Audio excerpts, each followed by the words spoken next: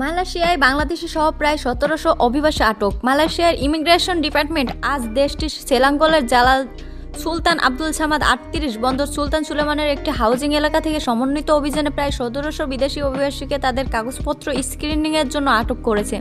দেশটির শীর্ষস্থানীয় পত্রিকা দি সান জানিয়েছে, দেশটির ইমিগ্রেশন ডিপার্টমেন্টের পরিচালক খায়রুল আমিনুস কামরুদ্দিন বলেন, ৩ মাস ধরে উক্ত আবাসিক এলাকায় ইমিগ্রেশন ডিপার্টমেন্টের গোয়েন্দাদের দেওয়া তথ্যের ভিত্তিতে বাংলাদেশ, পাকিস্তান, মায়ানমার এবং ইন্দোনেশিয়ার এ নাগরিকদের আটক করতে অভিযান চালানো হয়েছে।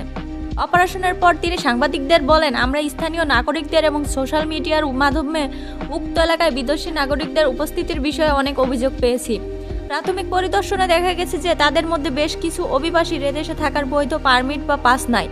তাছাড়া তারা অতিরিক্ত সময় দেশে অবস্থান করছে এবং পারমিটের শর্ত ভঙ্গসহ নানা অপরাধ করেছে। তিনি আরও বলেন, সমন্বিত এ অভিযানে Jabatan immigration, Malaysia central brigade, general operation force, Selangor national registration department, royal Klang city council এবং কেমেন্টিরান ডালাম নাগেরি এর মোট ২৭৯ জন অংশ নেয়।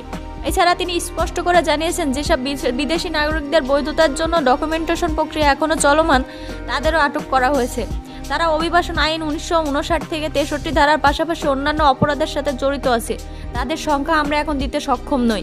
পত্রিকাটি আরও জানিয়েছে, বিকাল ৫টার দিকে অভিযানের সময় বেশিরভাগ বিদেশি নাগরিক উক্ত আবাসন এলাকায় ফুটবল খেলছিলেন, রাতের বাজারের জন্য নিত্য প্রয়োজনীয় জিনিসপত্র কেনাকাটা করছিলেন, আবার কেউ কেউ সাপ্তাহিক ছুটি কাটাচ্ছিলেন। এ সময় ইমিগ্রেশনের উপস্থিতি টের পেয়ে তাদের মধ্যে কেউ কেউ গাড়ির নিচে লুকিয়ে পালানোর চেষ্টা করে এবং সেই সাথে গ্রেপ্তারের রাতে তাদের বাচ্চাদের রুমে একা একা আসার অজুহাত দিলেও শেষ রক্ষা হয়নি তাদের। তবে বৃহৎ এ অভিযানে মোট কতজন বাংলাদেশি আটক হয়েছে তা জানায়নি দেশটির ইমিগ্রেশন।